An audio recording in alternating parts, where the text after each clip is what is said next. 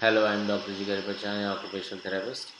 So this is the final video on infections and tumors of musculoskeletal system. So total I had 13 parts, and this is the final one.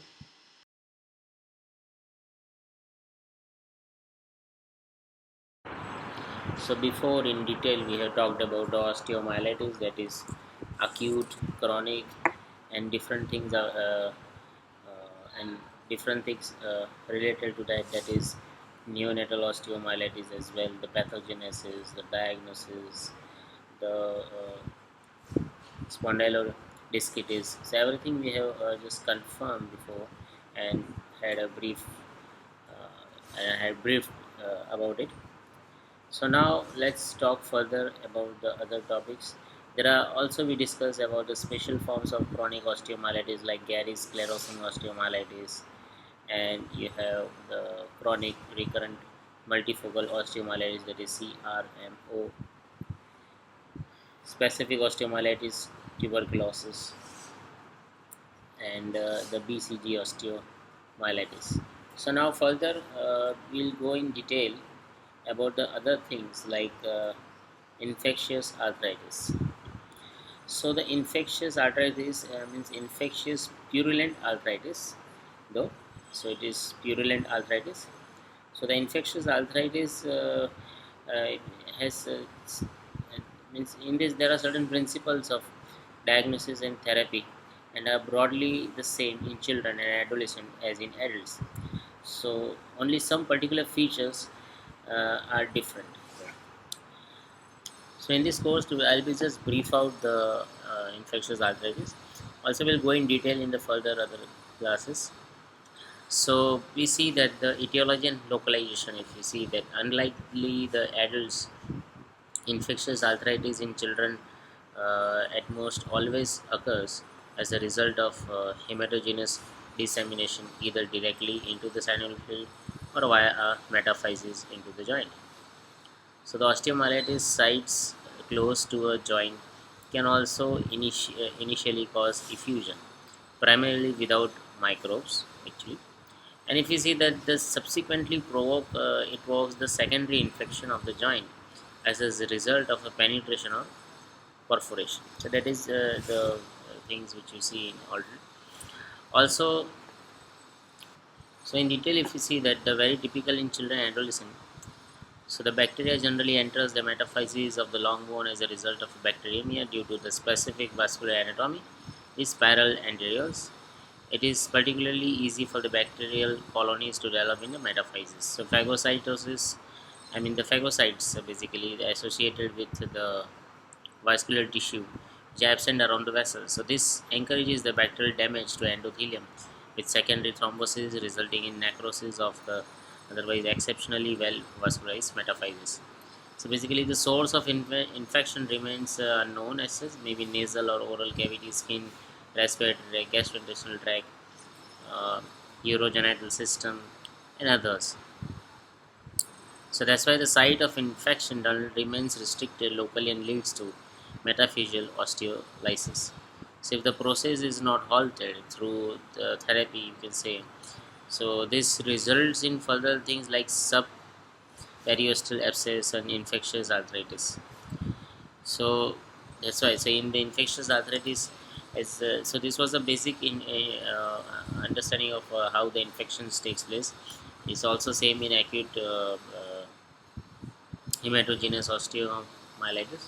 But for the infectious arthritis, so here in areas where there is a direct contact between the metaphysis and the joint capsule, so here this subperiosteal abscess can penetrate the adjacent joint. So it is very triggering actually. So here that's why this triggers the secondary septic arthritis. So this is typically occur in both in hip and knee, and in infants and small children up to the age of 3. So the joint infections frequently occur in about one third of the cases. So as there are more blood vessels crossing the epiphyseal plates, and also in the age group, uh, uh, and also basically in this age group, than in the older uh, children. So that's why the occurrence is very much higher at this particular age group compared to the other children. And that things to be taken care at the initial point of the occurrence. Further, if we see that up to the age of approximately 3 years, the epiphyses are supplied by blood vessels that cross the epiphyseal plate. So later, if you see, the epiphyses and the metaphyses are supplied separately by a largely independent vascular system. Okay, I'll repeat again for you that if you see that the epiphyses and the metaphyses basically are supplied separately by the largely independent vascular system. So until the age of 3, the metaphyseal infections can more easily enter into the joint via the transepiphyseal vessels than in the older children. So the distribution of the pathogens roughly corresponds to that of osteomyelitis with the same correlation with the age. So Staphylococcus aureus bacteria again is those very much common. So bacteria are present in almost 50% of the cases. Less common are coagulase negative streptococci, Streptococcus pneumoniae, Salmonella, then Haemophilus influenza, and Group B streptococci. So the hips 50% and knee and ankle joint are predominantly affected, uh, and this however theoretically any joint can be affected. So that's why as it is the case of arthritis, so that things to be taken care as in consideration. Further, we see that growth distribution, how this growth distribution occurs. So any infection that becomes established in the joint with a duration of more than 4 days causes irreversible direct or indirect damage to the cartilage. Okay, so any infection that becomes established in the joint with a duration of more than 4 days, that causes an irreversible direct or indirect damage to the cartilage. So that is very important to consider in the case of joint issues or something else, because this irreversible change can cause lots of damage and pain to the individual, and which is to be always considered. So the damage is caused primarily by leukocytes rather than the bacteria, and that's how the joint is affected at, uh, at this stage of the infection of certain site. Again, the leukocyte, if you see that in physiology way, that is a colorless cell that circulates in the body and the blood and body fluids, and is involved in counteracting foreign substances and disease with white blood cell. So there are several types are amoeboid cells with a nucleus including lymphocytes, granulocytes, monocytes, or macrophages. So that is what the meaning is, leukocytes basically. So so again, I'll just say that is a colorless cell that circulates in the blood and the body fluids and is involved in the counteracting foreign substances and disease. A white blood cell. So there are several types. That is the amoeboid cell, the lymphocytes, granulocytes, monocytes, and macrophages. So further, if you see that uh, that that there is a certain amount of joint remodeling and restoration of the cartilage, which is possible using hyaline and fibrous cartilage substitute. So, however, this this can never be exactly predicted though. So the residual mobility once the acute phase has been abated, so which plays a crucial role in regeneration. So scarring can occur, and which particularly in the hip joint can result in increasing subluxation and secondary dislocation. Okay, so if you see, so the residual mobility once the acute phase has abated plays a crucial role in regeneration. So scarring can occur, which particularly in the hip joint, and can result in increased subluxation and secondary dislocation. And the epiphyseal plates may also become damaged, generally on one side, and which causes several axis deviation. This image I'll be showing in the next slide. And before that, we have here the image of the scarring, and which can occur with particularly in the hip joint, can result in increased subluxation and secondary dislocation. This image is over here, as you can see, is the image of a 15-year-old girl following pyogenic septic arthritis as an infant, and subluxation of the both hip joints and several damage to all joint components. So here the epiphyseal plates may also be damaged, and generally on the one side, so which causes several axis deviation. And depending on the age, complete plate damage can be result in several shortening of the plate. So so this image will be showing is being shown in the next slide. So I'll be showing that.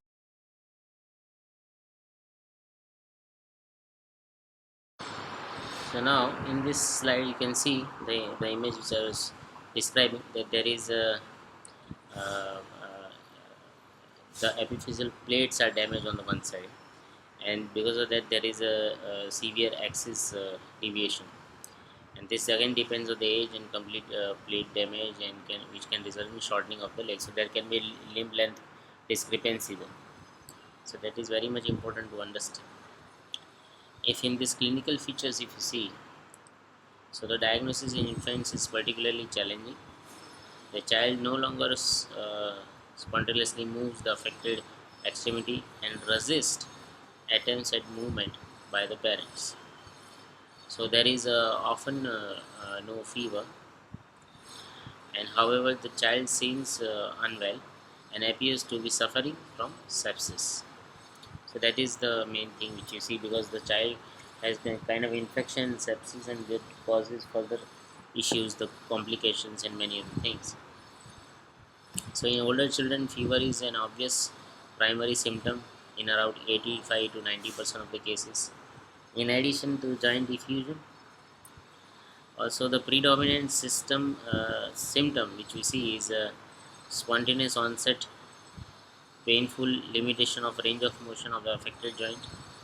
Spontaneous limping is seen when a lower body is affected. Medical history can be distorted. For example, if the onset of illness coincides with real or apparent trauma, and symptoms always worsens. So this is the issue basically. This is the image of a right knee of a 4-year-old girl following a septic arthritis of the knee as an infant, and severe axis deviation as a result of a damage to the lateral core plate. So as you can see, there is so much deviation and the problems occurring. So because of this, the problem is that the child's ambulation is affected, weight bearing is affected, static standing, dynamic standing, then other dynamic activities and static activities are affected in standing. So this to be understood in very much care, that how these things can affect the individual, as it is osteoarthritis, as it is arthritis and the infective arthritis. So there will be more problems, more challenging. Say in this condition, it is very important to take to mark in account, to ponder on other things like joint protection is the first thing, because any stress to the joint or any ligaments, tissues, or muscles or tendons, it can affect the structure, the morphological features of the joint, and the joint can be disturbed further. So it is very important to go for the joint protection mechanism, energy conservation mechanism. There is loss of energy. Also, the body mechanics very much important. See, initially when you are doing it with adults, so to give a body mechanics training, it becomes easier compared to the children, because the child won't be following in the same manner as the adult will do. So the adults has a different way of dealing with it, and the children will be in their own way. They won't even repeat it again, because they don't take it that seriously as the thing an adult will go for it. So that's why it is important to consider this other facts and systems. So that's why there should be other phases and modalities in which we use this for the children, because to make the children do something at in a proper regime is very difficult. Also, the pain in the acute phases is severe, so you cannot go for strengthening and many others. So joint protection is the first thing which we should take care. Certain assistive devices, we as a therapist should be recommending them to go for it, and to have them a normal functional activity uh, continue, because our main goal beside this all medical information is to make the patient independent, and he should be working as he wants, because we even help the patients who doesn't have limbs, or in the cases of amputation, we help them to eat, we help them to do their work.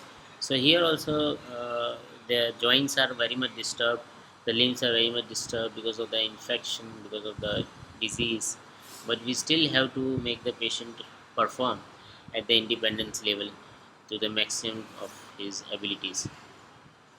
As we go from the disability to ability, so in that way we also have to understand the present scenario of the patient of all the ages, basically not only for the adults, because here the ambulation of the child is almost lost. So because ambulation and moving around is a very key thing in anyone's childhood, and if that is not entertained, that will be affected.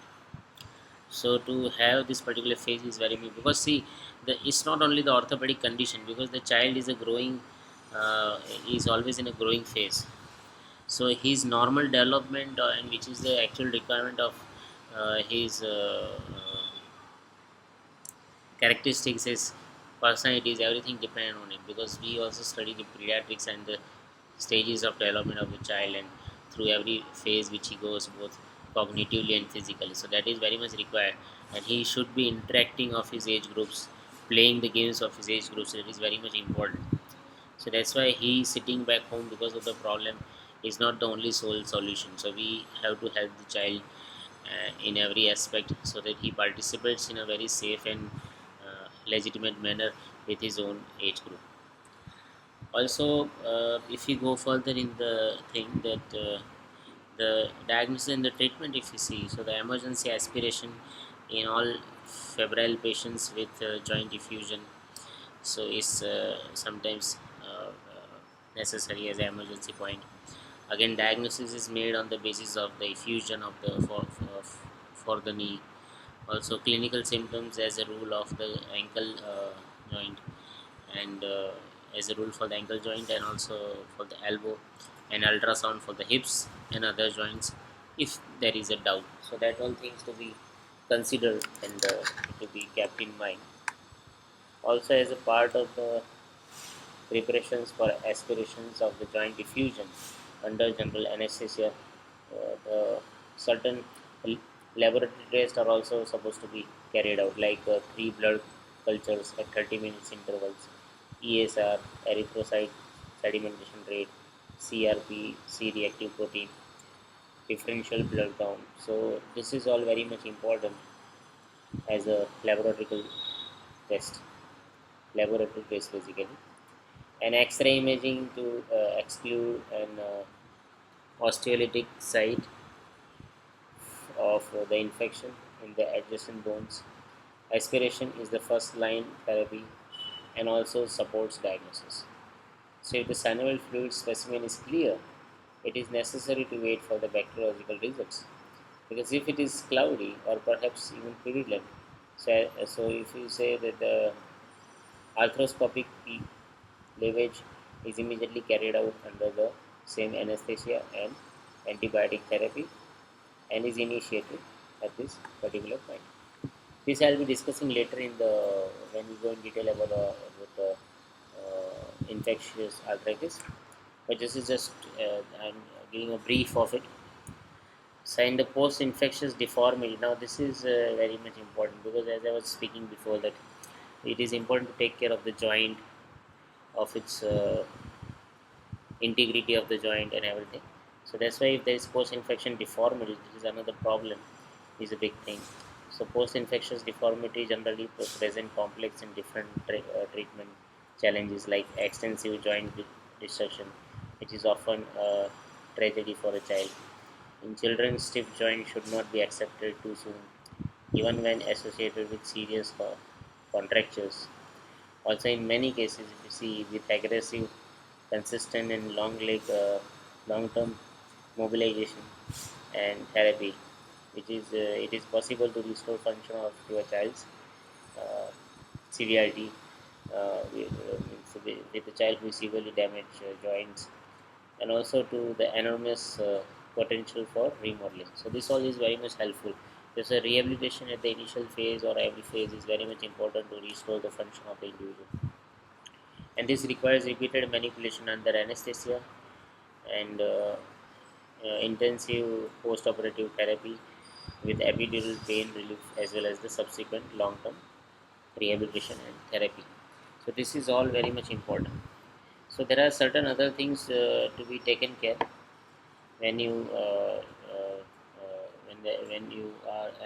when you encounter any patient with a infectious osteoarthritis, that is to start that the patient should start with proper antibiotic therapy prior to identification of the microbe.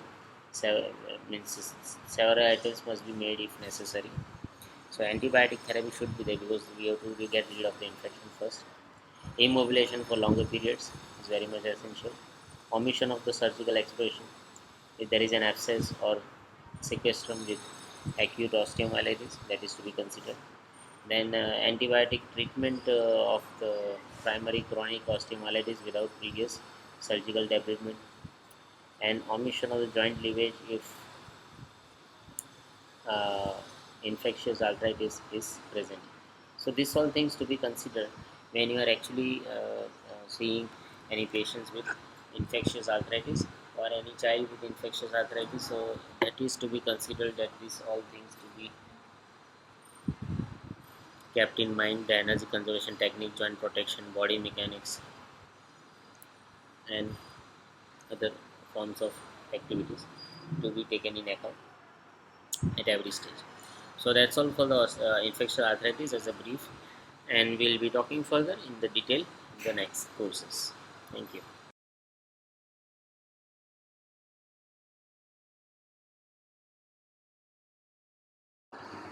And these are the references for as you can refer this for further studying and going deeper into the topic.